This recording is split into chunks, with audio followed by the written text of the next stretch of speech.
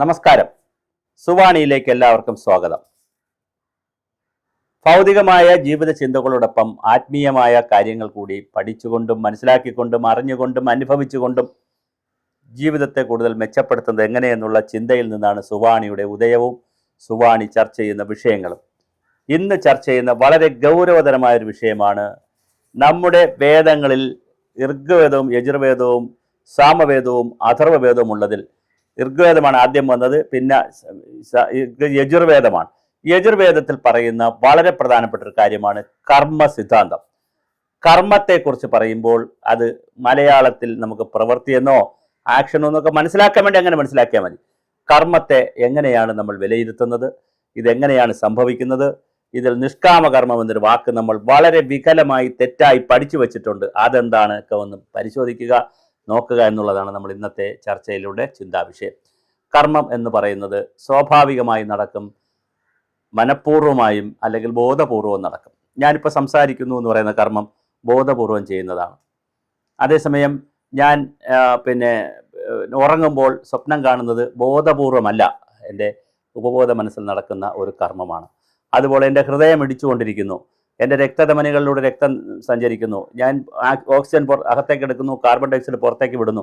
ഈ പ്രോസസ്സൊക്കെ നടന്നുകൊണ്ടിരിക്കുന്ന എൻ്റെ ഓർഗാനുകൾ ഓരോ കർമ്മത്തിൽ ഇടപെട്ടിരിക്കുകയാണ്. അത് എന്നോട് ചോദിച്ചിട്ടല്ല, നിങ്ങളോടും ചോദിച്ചിട്ടല്ല. പ്രപഞ്ചത്തിലും അങ്ങനെയാണ്. ഓരോ സംവിധാനങ്ങളും സ്വാഭാവികമായി ഉണ്ടാകുന്ന കർമ്മങ്ങളുണ്ട്. അത് ആരോടും ആരും ചോദിച്ചിട്ടല്ല. ആ സ്വാഭാവികമായി ഉണ്ടാകുന്ന കർമ്മങ്ങളിലാണ് ഈ സംവിധാനങ്ങൾ എല്ലാം നിലനിൽക്കുന്നത്. എന്നാൽ നമ്മൾ ഓരോരുത്തരും വാസനകളിലൂടെയും അനുഭവങ്ങളാണ്, പഴയകാല അനുഭവങ്ങളാണ് പലപ്പോഴും വാസനകളായി വരുന്നത്. വാസനകളാണ് നമുക്ക് ബുദ്ധിയിലേക്ക് വരികയും ബോധ്യത്തിലേക്ക് വരികയും ബുദ്ധിയുമായി ചേർന്ന് പ്രവർത്തിച്ച് അത് മനസ്സിൻ്റെ ചിന്തകളായി മാറുകയും ചിന്തകളാണ് പിന്നെ അത് പ്രവർത്തികളിലേക്ക് വരുന്നത്. അപ്പോൾ വാസനകളാണ് ഒരു പരിധിവരെ നമ്മളെ കൊണ്ട് പ്രവർത്തിപ്പിക്കുന്നത്. അങ്ങനെ പ്രവർത്തിപ്പിക്കുമ്പോൾ നമ്മൾ കർമ്മം ചെയ്യുമ്പോൾ പലതരത്തിൽ കർമ്മത്തെ വ്യാഖ്യാനിക്കാറുണ്ട്. ഒന്ന്, സത്കർമ്മം, നല്ല കർമ്മങ്ങൾ ചെയ്യണം, മറ്റൊരാളിന് ഗുണകരമായി ദോഷം വരാത്ത നല്ല കർമ്മങ്ങൾ ചെയ്യണം. ദുഷ്കർമ്മങ്ങൾ ചെയ്യരുത് എന്നുള്ളതാണ്. കർമ്മത്തിന് ഫലമുണ്ട്. കർമ്മത്തിൻ്റെ തന്നെ പലതരത്തിൽ വിഭജിച്ചിട്ടുണ്ട്. ഒന്നാമതായി സഞ്ചിത കർമ്മം എന്ന് പറഞ്ഞാൽ പുനർജന്മ സിദ്ധാന്തം കൂടി വിശ്വസിക്കുന്ന ഒരു സമൂഹത്തിൽ, അങ്ങനെയുള്ള ഹിന്ദു വിശ്വാസ സമൂഹത്തിൽ നാം ഒരു കുഞ്ഞ് ജനിച്ചു വരുമ്പോൾ കഴിഞ്ഞ ജന്മങ്ങളിൽ ചെയ്തു പോയിട്ടുള്ള പുണ്യങ്ങളുടെയും പാപങ്ങളുടെയും തെറ്റുകളുടെയും ശരികളുടെയും ഒരു ബാക്കി കുറേ ഭാഗങ്ങൾ ഒരു വാസനയുടെ രൂപത്തിൽ നമ്മളിൽ കാണും. അത് നമ്മൾ ചിലപ്പോൾ നമ്മുടെ അച്ഛനും അമ്മയും അല്ലെങ്കിൽ അപ്പൂപ്പനും അമ്മൂമ്മയും നമ്മുടെ തലമുറകളിൽ പെട്ടവരുടെ ജീനുകളും DNA ആയിട്ടൊക്കെ ചേർത്ത് നോക്കുമ്പോൾ അതിൽ നിന്ന് കിട്ടുന്ന വാസനകളുമാകാം. എന്തായാലും നമ്മൾ കൊണ്ടുവരുന്ന കുറേ കർമ്മ വാസനകളുണ്ട്. അതിനെ സഞ്ചിത കർമ്മം എന്ന് പറയും. അത് കഴിഞ്ഞാൽ നമ്മളിപ്പോൾ ഇവിടെ ഈ ചെയ്യുന്ന കുറേ കർമ്മങ്ങളുണ്ട്, ചെയ്ത് കൂട്ടുന്ന കുറേ കർമ്മങ്ങളുണ്ട്. അതിനെ പ്രാരബ്ധ കർമ്മം എന്നാണ്. ഇത് ദാർശനിക തലത്തിൽ പറയുന്നതാണ്. ഇതിന് അതേ അർത്ഥത്തിൽ ഇതുണ്ടോ ഇല്ലയോ എന്ന് ഇതൊരു ചിന്താ പദ്ധതിയാണ്. അപ്പോൾ അത് കഴിഞ്ഞാൽ ആഗമ കർമ്മവുമുണ്ട്. ഇങ്ങനെ വരുന്ന, ഇപ്പോൾ വന്ന് കൂട്ടിയതും ഇപ്പോൾ വന്ന് കൂടിയതും ഇനി വരാനിരിക്കുന്നത്, നമ്മൾ ഓരോ കാര്യം ചെയ്യുമ്പോൾ വരാനിരിക്കുന്നതാണ് ആഗമകർമ്മം. അങ്ങനെ സഞ്ചിത കർമ്മവും പ്രാരബ്ധ കർമ്മവും ആഗമകർമ്മവും കൂടി ചേരുന്നതാണ് ഈ ഒരു കർമ്മ വ്യവസ്ഥ. ഇതിനകത്തുള്ള മറ്റൊരു പ്രധാനപ്പെട്ട കാര്യം, നമ്മളെ നേരത്തെ പറഞ്ഞതുപോലെ ഞാൻ സൂചിപ്പിച്ചതുപോലെ വാസനകളാണ് നമ്മെ കൊണ്ട് ഓരോ പ്രവർത്തികൾ ചെയ്യിപ്പിക്കുന്നത്. ഇന്നലെ ഞാൻ ചെയ്ത പ്രവൃത്തിയിൽ ഒരു സന്തോഷമുണ്ടെങ്കിൽ, ഒരു ആനന്ദമുണ്ടെങ്കിൽ, ഒരു ദുഃഖമുണ്ടെങ്കിൽ എല്ലാം എൻ്റെ ഉപബോധ മനസ്സിൽ ക്ലിക്ക് ചെയ്തേക്കും. അപ്പോൾ ഒരു പ്രത്യേക സമയമാകുമ്പോൾ ഒരേ സമയത്താണ് ചെയ്യുന്നത്, തുടർച്ചയായി ഒരേ സമയം ചെയ്യുകയാണെങ്കിൽ ആ സമയം, ഇപ്പോൾ ഭക്ഷണമൊക്കെ അങ്ങനെയാണല്ലോ, തുടർച്ചയായി ഒരേ സമയത്ത് നമ്മൾ കഴിക്കുന്നവരാണെങ്കിൽ ആ സമയമാകുമ്പോൾ നമുക്ക് വിശക്കും. അതിൻ്റെ ഒരു വാസന ശരീരത്തിൽ മനസ്സിൽ രൂപപ്പെടും. അത് ശരീരത്തിലേക്ക് വരുന്നതാണ്, ശരീരം ഡിമാൻഡ് ചെയ്യുന്നതാണ്. അപ്പോൾ അത് വാസന രൂപപ്പെടുന്നതനുസരിച്ച് ശരീരവും ഡിമാൻഡ് ചെയ്യും. അതാണ് എൻ്റെ തമാശ. മനസ്സ് സമയമായിടെ എന്ന് പറയും, ആ സമയത്ത് തന്നെ ശരീരവും രൂപപ്പെടും. ഉദാഹരണം, നമ്മളിപ്പോൾ വാച്ച് കണ്ടുപിടിച്ചിട്ടില്ലായിരുന്ന കാലമൊക്കെ ഉണ്ടായിരുന്നു. ഇപ്പോഴും അങ്ങനെ തന്നെ. ഞാനൊന്നും അങ്ങനെ പലപ്പോഴും ചിലപ്പോഴൊക്കെ അലാറം വയ്ക്കും, 100% അലാറം വെച്ചിട്ടല്ല എഴുതിക്കുന്നത്. അല്ലെങ്കിൽ പോലും ഇനി അലാറം വച്ചാൽ തന്നെയും 3 മണിക്കോ 2 മണിക്കോ 4 മണിക്കോ ഒക്കെ ട്രെയിൻ ഉണ്ടെന്ന് പറഞ്ഞ് അലാറം വച്ചാൽ പോലും ഏകദേശം അതിന് മുമ്പുള്ള ഒരു 5 മിനിറ്റ് മുമ്പെങ്കിലും അറിയാതെ ഉണരും, അല്ലെങ്കിൽ അരമണിക്കൂർ മുമ്പെല്ലാം നമ്മൾ ഉണരും. നമ്മുടെ മൈൻഡിനെ സെറ്റ് ചെയ്താൽ അതൊരു കൃത്യമായി ഉണരും എന്നുള്ളതാണ്. അപ്പോൾ പണ്ട് കാലത്ത് വാച്ചൊന്നും കണ്ടുപിടിക്കാത്ത കാലത്ത് എന്ത് കൃത്യമായിട്ട് ആളുകൾ 3 മണിക്കൊക്കെ എണീറ്റ് പൂജയൊക്കെ ചെയ്യുമായിരുന്നു. കൃത്യം 3 മണിക്ക് എഴുതി യോഗയും പൂജയൊക്കെ ചെയ്യുന്ന എത്രയോ ആളുകളുണ്ട്. അമ്പലങ്ങളിലൊക്കെ പോയി നിർമ്മാല്യത്തിന് പോണവർ വാച്ചില്ലാത്ത കാലത്ത് എങ്ങനെയാണ് 3 മണിക്ക് കഴിക്കാൻ പറ്റുക, അലാറം വയ്ക്കാൻ പറ്റുക? പക്ഷെ കൃത്യമായി അവർക്കത് സെറ്റ് ചെയ്ത് കഴിഞ്ഞാൽ ചെയ്യാൻ പറ്റുന്നതാണ്. അപ്പോൾ ഇതൊക്കെ പറ്റുന്ന കാര്യങ്ങളാണ്. അപ്പോൾ അങ്ങനെ കർമ്മത്തിൻ്റെ വാസനകളുണ്ട്. വാസന കൊണ്ട് കർമ്മം വരികയും കർമ്മം ചെയ്യുമ്പോൾ അതിനൊരു വാസന ഉണ്ടാവുകയും ചെയ്യും. ഞാൻ സ്ഥിരമായി പാട്ട് കേൾക്കുകയാണെങ്കിൽ, പാട്ടെന്ന കർമ്മം ചെയ്യുകയാണെങ്കിൽ ആ പാട്ട് എന്നിലൊരു വാസന ഉണ്ടാക്കും. ആ വാസന അടുത്ത വീണ്ടും കർമ്മം ചെയ്യാനുള്ള ഒരു ചോദനയുണ്ടാക്കും എന്നിൽ. ഇതൊരു നല്ല രസകരമാണ്. എന്നാൽ നമുക്ക് വേണമെങ്കിൽ ഇതിനെ വാസനയുടെ ഒരു സംഭാഷണമല്ല, വാസനയെക്കുറിച്ച് വേറൊരു അവസരം പറയാം. അതെങ്ങനെയാണ് മനുഷ്യൻ ജീവിതത്തെ, ശരീരത്തെ, മനസ്സിനെയൊക്കെ സ്വാധീനിക്കുന്ന, ബോധത്തെയൊക്കെ സ്വാധീനിക്കുന്നത്, അതെങ്ങനെ മാറ്റിയെടുക്കുക എന്നുള്ളത് നമുക്ക് വേറൊരു വീഡിയോ ആയിട്ട് പറയാം. അപ്പോൾ ഇത് ചിന്തിക്കേണ്ടത് കർമ്മം എന്ന് പറയുന്ന, സത്കർമ്മം എന്ന് പറയുന്ന ഒരു ഭാഗത്തിലൂടെയാണ് നമ്മൾ ചിന്തിച്ച് പോകേണ്ടത്. അത് ചെയ്ത് ദുഷ്കർമ്മം എന്ന് പറഞ്ഞതുണ്ട്. ദുഷ്കർമ്മം എന്ന് പറഞ്ഞാൽ മറ്റ് ജീവജാലങ്ങളുടെ ജീവനും സ്വത്തിനൊക്കെ നാശം വരുത്തുന്ന ഒരുപാട് കർമ്മങ്ങളുണ്ട്. മറ്റുള്ളവരെ കൊല്ലുക, കള്ളം പറയുക, ഒരുപാട് ദുഷ്കർമ്മങ്ങളുണ്ട്. ഇത് മനുഷ്യർ ചെയ്തു പോകാറുണ്ട്. അപ്പോൾ ഈ ദുഷ്കർമ്മം ചെയ്താലും ഫലമുണ്ട്, സത്കർമ്മം ചെയ്താലും ഫലമുണ്ട്. കർമ്മത്തിന് ഫലമുണ്ട്. പലരും പറഞ്ഞു പഠിപ്പിക്കുന്നത് നിഷ്കാമ കർമ്മം ചെയ്യണം, കർമ്മത്തിൻ്റെ ഫലത്തിൽ ആഗ്രഹിക്കണമെന്നാണ്. തീർച്ചയായിട്ടും ആഗ്രഹിക്കണം, കർമ്മഫലത്തിൽ ആഗ്രഹിക്കണം. പക്ഷേ ആഗ്രഹിച്ചാലും ഇല്ലെങ്കിലും അതിൽ അധികാരമില്ല എന്നുള്ളത്. അധികാരമില്ലെന്ന് പറഞ്ഞാൽ അത് കിട്ടാൻ അധികാരമുണ്ട്, അത് വാങ്ങാനൊക്കെ അധികാരമുണ്ട്. ഞാൻ പറഞ്ഞല്ല, അത് നിർണ്ണയിക്കുന്നതിൽ, ഒരു കാര്യം ചെയ്താൽ അതിൻ്റെ ഫലം നിർണ്ണയിക്കുന്നതിൽ നമുക്ക് അധികാരമില്ല. അധികാരമില്ലെന്ന് പറഞ്ഞാൽ നമുക്ക് ആ ഫലം എടുക്കാൻ അധികാരമുണ്ട്, പക്ഷേ ആ ഫലം നിർണ്ണയിക്കലുണ്ടല്ലോ, ആ ഫലം രൂപപ്പെടുന്നതിൽ നമുക്ക് ഒരു ഉത്തരവാദിത്വം, അധികാരമൊന്നുമില്ല. അത് സ്വാഭാവികമായി പലപ്പോഴും രൂപപ്പെടുന്നതാണ്. അങ്ങനെ സ്വാഭാവികമായി രൂപപ്പെടുന്നതിലെ ഒരു കർമ്മഫലത്തിൽ നമ്മളുടെ കാമ, ക്രോധ, ലോഭ, മോഹങ്ങളാകുന്ന കാമത്തിൻ്റെ വിവിധ രൂപങ്ങളായിട്ടുള്ള ആ ചിന്തകൾ, ദേഷ്യം, അഷ്ടരാഗങ്ങൾ, ദേഷ്യം, കുശുമ്പ്, കുന്നായ്മ എന്നൊക്കെ തുടങ്ങിയ ഇത്തരത്തിലുള്ള അധമമായ ചിന്തകളും അധമമായ വിചാരങ്ങളും കൂടി ചേർത്തുകൊണ്ട് കർമ്മം ചെയ്യരുത്. അത് ഒഴിവാക്കി വെച്ചിട്ട് ശുദ്ധബോധത്തിൽ കർമ്മം ചെയ്യണം. അതിന് ശുദ്ധമായ ഫലവും ഉണ്ടാകും എന്ന് തന്നെയാണ് പറയുന്നത്. അല്ലാതെ അതെങ്ങനെയോ തെറ്റിദ്ധരിക്കപ്പെട്ടു പോയ ഒരു വാക്കാണ്. നിഷ്കാമ കർമ്മം ചെയ്യണം, ഫലം വരുമോ എന്ന് ആലോചിക്കുക പോലും ചെയ്യരുത്. തീർച്ചയായിട്ടും ആലോചിക്കണം, ഫലം വരുമോ എന്ന് ആലോചിക്കണം, ഫലം വരുമോ എന്ന് ചിന്തിക്കണം. പക്ഷേ അങ്ങനെ ചിന്തിച്ച്, അങ്ങനെ ആലോചിച്ച് ഫലത്തിന് വേണ്ടി മാത്രമാണ് ചെയ്യുന്നതെന്നുള്ളൊരു തോന്നൽ, ഇത് കേവലമായൊരു ഫലത്തിന് വേണ്ടി, ഫലം കിട്ടിയാൽ ചെയ്യും, ഫലം കിട്ടിയില്ലെങ്കിൽ ഞാൻ ചെയ്യില്ല എന്ന് പറയുന്ന നമ്മുടെ കാമവികാരങ്ങളെ എല്ലാം കൂടി ഫലവുമായി ഡിപ്പെൻഡ് ചെയ്ത് കൊണ്ടുപോകുന്നത് ശരിയല്ല. അവിടെ ചെയ്യേണ്ടത് ശുദ്ധ മനസ്സോടുകൂടി ശുദ്ധബോധത്തിൽ കർമ്മങ്ങൾ ചെയ്യണം. അപ്പോൾ സ്വാഭാവികമായിട്ട് അതിന് റിസൾട്ട് ഉണ്ട്. ആ റിസൾട്ട് നമുക്ക് ഫലമായി തന്നെ കിട്ടുകയും ചെയ്യും. അങ്ങനെ കിട്ടുന്ന ഫലമാണ് കൂടുതൽ കാലം നിലനിൽക്കുക എന്നുള്ളതാണ്. അതിനാണ് ഒരു കൽപ്പാന്തകാലത്തോളം നിലനിൽക്കാൻ കഴിയുന്നത്. നമ്മൾ പലപ്പോഴും പറയാറുണ്ടല്ലോ, പേരും പ്രശസ്തിയൊക്കെയാണ് നമുക്ക് ഒരുപാട് കാലം നിലനിർത്താൻ പറ്റുന്നത്. നമ്മുടെ ദുഷ്ചെയ്തികളാണ് നമ്മളെ കൊണ്ടുപോകുന്നതെങ്കിൽ നമ്മളെ ഒരുപാട് കാലം നമ്മളെ മുമ്പോട്ട് കൊണ്ടുപോകില്ല. ഒരു പർട്ടിക്കുലർ സമൂഹം നമ്മളെ കളയും. എത്തുമ്പോൾ ഇയാൾ കുഴപ്പമാണ്, അല്ലെങ്കിൽ ഈ മനുഷ്യൻ, ഈ സ്ത്രീ പ്രശ്നമാണെന്ന് പറഞ്ഞാൽ നമ്മളെ കളയും. അപ്പോൾ അതുകൊണ്ട് കർമ്മം ചെയ്യുമ്പോൾ ഒരു കാര്യം വളരെ ശ്രദ്ധിക്കുക. നിഷ്കാമ കർമ്മം ചെയ്യുക എന്ന് പറഞ്ഞാൽ യാതൊന്നും ആഗ്രഹിക്കാതെ നിർഗുണ പരബ്രഹ്മമായിട്ട് ഇങ്ങനെ ഇരുന്ന് ജോലി ചെയ്യണമെന്നല്ല.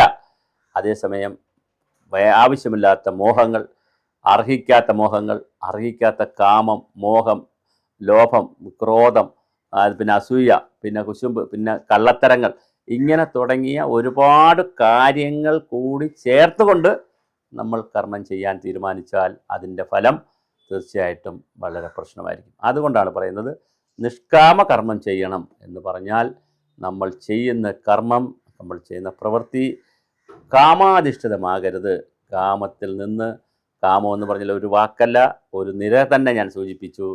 ക്രോധവും ലോഭവും മോഹവും തുടങ്ങി കുറേ കാര്യങ്ങളുണ്ട്. അതെല്ലാം കൂടി ചേരുന്ന അതെല്ലാം കൂടി ചേർത്ത് വരുന്ന ഒരു ക്ലസ്റ്ററാണ്, ഒരു ക്ലാസ്സാണ്.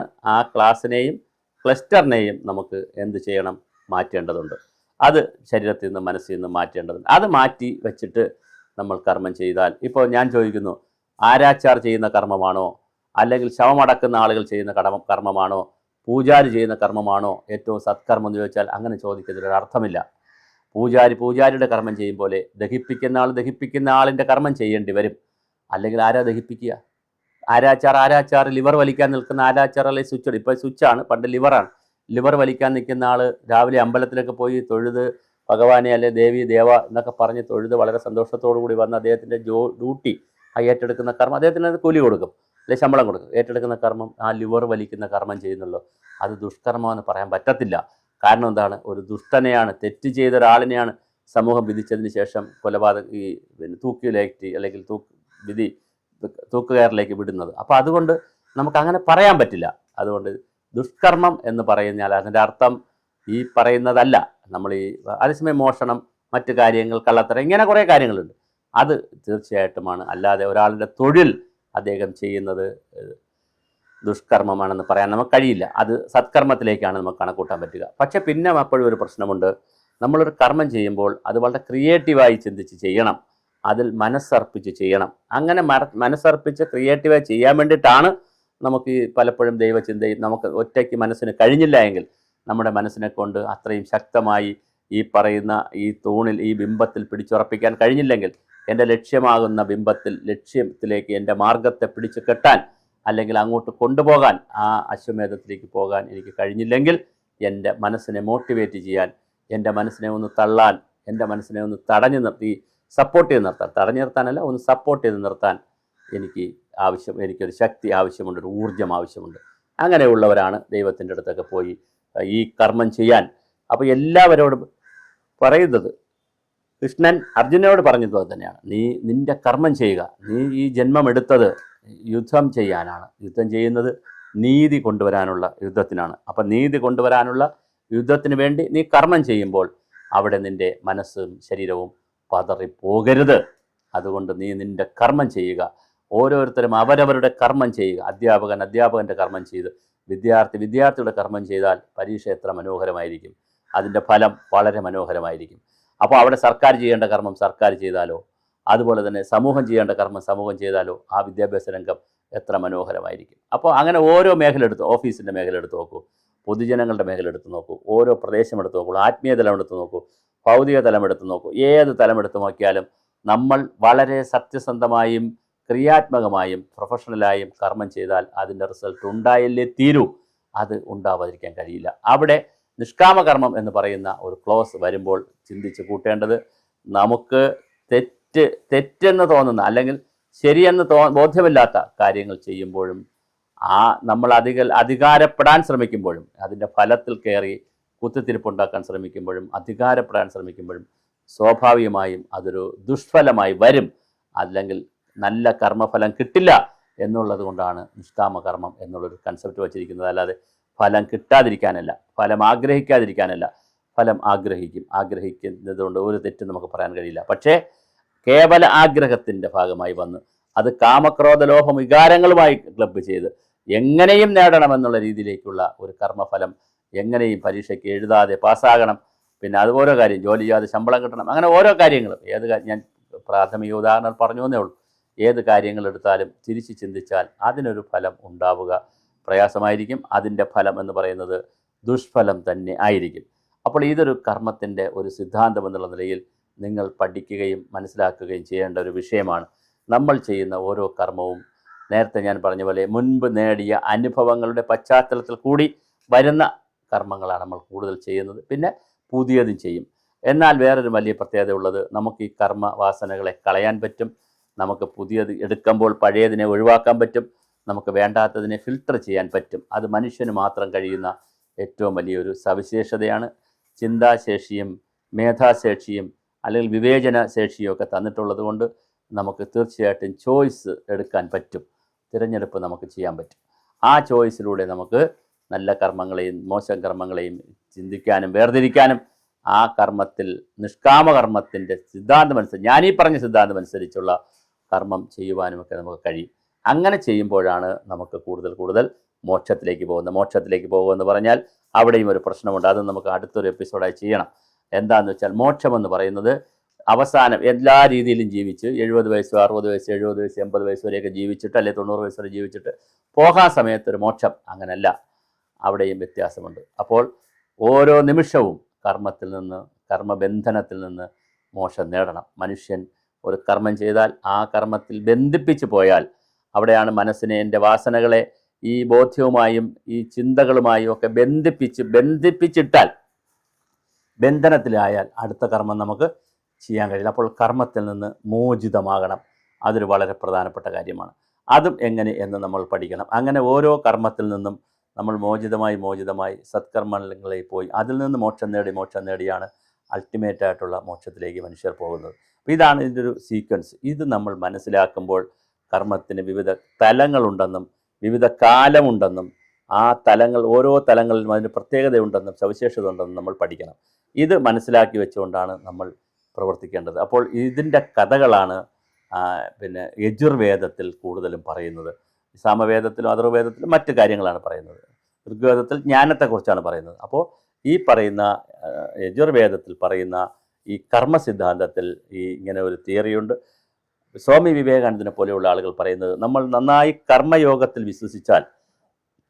വിശ്വസിച്ചാലും നമുക്ക് ദൈവത്തിൻ്റെ വഴിയിലെത്താൻ പറ്റും. കാരണം സത്യസന്ധമായി നമ്മൾ കർമ്മം ചെയ്യുകയാണെങ്കിൽ അതിന് സത്ഫലങ്ങൾ കിട്ടുകയും ആ സത്ഫലങ്ങളിൽ നിന്ന് കിട്ടി നമുക്കൊരു ഘട്ടം കഴിയുമ്പോൾ കർമ്മബന്ധിതത്തിൽ നിന്ന് തന്നെ നമുക്ക് മോക്ഷം നേടിയിട്ട് ഓരോ ഘട്ടത്തിലും നേടും. പക്ഷേ അവസാന ഘട്ടത്തിലാകുമ്പോൾ വീണ്ടും സമ്പൂർണ്ണമായി അതിൽ നിന്ന് മോക്ഷം നേടിയതിന് ശേഷം നമുക്ക് മുമ്പോട്ട് പോകാൻ പറ്റും എന്നുള്ള കാഴ്ചപ്പാട് വന്നിട്ടുണ്ട്. അപ്പോൾ ഇതൊരു വളരെ രസകരമായി നമുക്ക് പഠിക്കാൻ കഴിയുന്ന ഒരു ദാർശനിക തലമാണ്. നമ്മൾ മനസ്സിലാക്കേണ്ടത് ഇന്ത്യയിൽ ആത്മീയത എന്ന് പറഞ്ഞാലും ദൈവം എന്നൊക്കെ പറയുന്നതുമായി മറ്റ് മതങ്ങളെപ്പോലെ, സെമറ്റിക് മതങ്ങളെപ്പോലെ, ക്രിസ്ത്യ മതത്തെ പോലെ ഒരു യേശുവുണ്ട്, അല്ലെങ്കിൽ ഒരു അള്ളാഹു ഉണ്ട്, നിങ്ങളത് വിശ്വസിച്ചോളൂ, ബൈബിളിൽ വിശ്വസിച്ചോളൂ, പിന്നെ ഖുറാനിൽ വിശ്വസിച്ചോളൂ, നിങ്ങൾ മറ്റൊന്നും ആഗ്രഹിക്കേണ്ട, അന്ധമായി കണ്ണടച്ച് അതിൽ വിശ്വസിച്ച് പോയാൽ മതി. അങ്ങനെ ഒരു പഠന പദ്ധതിയോ പാഠ്യപദ്ധതിയോ ചിന്താ പദ്ധതിയോ അല്ല ഭാരതത്തിലുള്ളത്. കൃത്യമായി ആലോചിച്ച് പഠിച്ച് ചിന്തിച്ച് വീണ്ടും അന്വേഷിച്ച് പുതിയതിലേക്ക് പോകാനുള്ളത്. എന്തുമാത്രം കാര്യങ്ങളാണ് ഹിന്ദു സമാജത്തിൽ ഉണ്ടായിരുന്ന മോശം എന്ന് തോന്നിയ കാര്യങ്ങളെല്ലാം നമ്മൾ കളഞ്ഞില്ലേ? എത്രയോ എന്തെല്ലാം മനുഷ്യപൂജയുണ്ടായിരുന്നു, മനുഷ്യ ബലിയുണ്ടായിരുന്നു, അത് കഴിഞ്ഞ് മൃഗബലിയുണ്ടായിരുന്നു, ആടിനെ കൊല്ലുന്ന പരിപാടി ഉണ്ടായിരുന്നു, മന്ത്രവാദമുണ്ടായിരുന്നു, ഒരുപാട് മോശപ്പെട്ട ചാത്തനെയും കാളനെയും കൂളനെയും അങ്ങനെ ആരാധനാക്രമത്തിലൊക്കെ എന്തോരം മോശം വന്നിരുന്നു. അതെല്ലാം മാറി പ്യൂരിഫൈ ചെയ്ത് സതി സമ്പ്രദായം ഉണ്ടായിരുന്നു, നമ്മൾ നിർത്തലാക്കി. ഒരുപാട് ശൈശവ വിവാഹം ഉണ്ടായിരുന്നു, നിർത്തലാക്കി. പല രൂപത്തിൽ അകത്തുനിന്നും പുറത്തുനിന്നുമുള്ള സമ്മർദ്ദങ്ങളുടെ ഫലമായി നിർത്തലാക്കിയാണ് ഇത് പരിഷ്കരിച്ച് പോകുന്നത്. അപ്പോൾ ചോദിക്കും, രാജാറാം മോഹൻ റായുടെ നേതൃത്വത്തിൽ അല്ലെങ്കിൽ അദ്ദേഹം പറഞ്ഞനുസരിച്ച് ബ്രിട്ടീഷ് സാഹിബിയുടെ സതി നിയന്ത്രിക്കുമ്പോൾ അവർ പോയിട്ടെങ്കിലും ഇത് നടപ്പിലാക്കാൻ ആചാരമാണെങ്കിൽ പിന്നെ ആളുകൾ ചെയ്യുമല്ലോ. പക്ഷെ അങ്ങനെയല്ല, അതിനകത്ത് ശരിയുണ്ടെന്നും അത് ഇനി ചെയ്യേണ്ട കാര്യമില്ലെന്നും നമ്മൾ സ്ത്രീകൾ സ്വതന്ത്രരായെന്നും മറ്റേ നേരത്തെയുള്ള സൈന്യങ്ങളുടെ ശല്യമില്ലെന്നും ഇനി നമുക്ക് ഭർത്താക്കന്മാർ മരിച്ചാലും ഇവിടെ സുഖമായി കഴിയാമെന്നും ശൈശവമായി കുട്ടികൾക്ക് പെട്ടെന്ന് വിവാഹം കഴിച്ചില്ലെങ്കിലും സുഖമായി ഇവിടെ കഴിയാമെന്ന് പെൺകുട്ടികൾക്കുള്ള ഒരു ബോധ്യം വരുമ്പോൾ തീർച്ചയായിട്ടും ശൈശവവിവാഹത്തിൽ നിന്നും അതുപോലെ ഉടന്തടി ചാടി പിന്നെ ഭർത്താവിൻ്റെ ചിതയിൽ ചാടി മരിക്കുന്ന ഉടന്തടി മരണമൊക്കെ ഇല്ലാതെ വന്നു. അപ്പോൾ അങ്ങനെ പരിഷ്കരിച്ചാണ് മുന്നോട്ട് പോകുന്നത്. അപ്പോൾ കർമ്മത്തിനും ഈ സിദ്ധാന്തം തന്നെയാണുള്ളത്. കർമ്മത്തെ നമ്മൾ ശുദ്ധീകരിച്ച് കൊണ്ടുപോകേണ്ടതുണ്ട്, കർമ്മബന്ധനത്തിൽ നിന്ന് മോചിതമാകേണ്ടതുണ്ട്. അപ്പോൾ അങ്ങനെ കർമ്മബന്ധനത്തിൽ നിന്ന് മോചിതമായി കർമ്മത്തെ ശുദ്ധീകരിച്ച് ശുദ്ധബോധത്തോടു കൂടി ചെയ്യുന്ന കർമ്മത്തിലാണ് ഈ പറഞ്ഞ നിഷ്കാമല്ലാത്ത കർമ്മമൊക്കെ നമുക്ക് ചെയ്യാൻ പറ്റുക. അപ്പം അങ്ങനെ ചെയ്ത് സമൂഹത്തിൽ മുന്നോട്ട് പോകണം. കാരണം ഈ ഭൂമിയിൽ വന്നിരിക്കുന്നത് കർമ്മം ചെയ്യാനാണ്, അല്ലാതെ വെറുതെ ഇരിക്കാനും ഉറങ്ങാനും ഉണ്ണാനും ഉടുക്കാനും എന്തെങ്കിലും തമാശയും രസവും കേട്ടുകൊണ്ടിരിക്കാൻ മാത്രമല്ല. നൂറുകണക്കിന് വ്യത്യസ്തങ്ങളായ ബൗദ്ധികവും മാനസികവും ശാരീരികവുമായ കർമ്മങ്ങൾ ചെയ്യുന്നതിന് തന്നെയാണ് മനുഷ്യർ ഭൂമിയിൽ വന്നിരിക്കുന്നത്. ആ കർമ്മം ചെയ്യുന്നതിൽ നിന്ന് മോക്ഷം നേടേണ്ടതുമുണ്ട്. ഇത് വളരെ കൃത്യമായൊരു ശാസ്ത്രമാണ്. ഭാരതം മുന്നോട്ട് വയ്ക്കുന്ന തത്വം ഇതൊക്കെയാണ്. ലോകത്തിനോട് മുന്നോട്ട് വയ്ക്കുന്നത്, നമ്മൾ ജനിച്ചു വരുമ്പോൾ തന്നെ, ഒരു കുഞ്ഞായിരിക്കുമ്പോൾ തന്നെ ഒരുപാട് കർമ്മവാസനകളും കൊണ്ടാണ് വരുന്നത്. ആ വാസനകൾ നമുക്ക് അനുഭവങ്ങളാവും, പല അനുഭവങ്ങളും വാസനകളാവും, വാസനകൾ അനുഭവങ്ങളുമാവും. ഇങ്ങനെ ആയതിനു ശേഷം അതിൽ നിന്ന് നമ്മൾ കർമ്മത്തിലേക്ക് കയറുകയാണ് ചെയ്യുന്നത്. അപ്പോൾ അങ്ങനെ നമ്മൾ മനുഷ്യർ അങ്ങോട്ട് മുമ്പോട്ട് പോകുന്ന വലിയൊരു കാഴ്ചപ്പാടാണ് മാനവരാശിക്ക് ഉള്ളത്. അവിടെ ഞാൻ ഈ പറഞ്ഞ കർമ്മസിദ്ധാന്തം കൃത്യമായി പഠിച്ചു പോയാൽ വളരെ മനോഹരമായിരിക്കും. അതുകൊണ്ട് നിഷ്കാമകർമ്മം എന്നൊരു കർമ്മമൊന്നുമില്ല. കാമത്തിൻ്റെയും മോഹത്തിൻ്റെയും ലോഹത്തിൻ്റെയും ഈ പറയുന്ന അഷ്ടരാഗങ്ങളിലും പെട്ടുള്ള ഒരു കർമ്മം ചെയ്യാതിരിക്കുക എന്നുള്ള വളരെ സദുദ്ദേശപരമായ ഒരു കാഴ്ചപ്പാടാണ് നിഷ്കാമകർമ്മത്തിലൂടെ പറയുന്നത്. നമുക്ക് നന്നായി കർമ്മം ചെയ്യുകയും അത് വളരെ സുതാര്യമായി ഉത്തരവാദിത്തത്തോടെ ചെയ്യുകയും ചെയ്യുമ്പോഴാണ് മനുഷ്യർക്ക് കൂടുതൽ മോക്ഷം ലഭിക്കുന്നത്.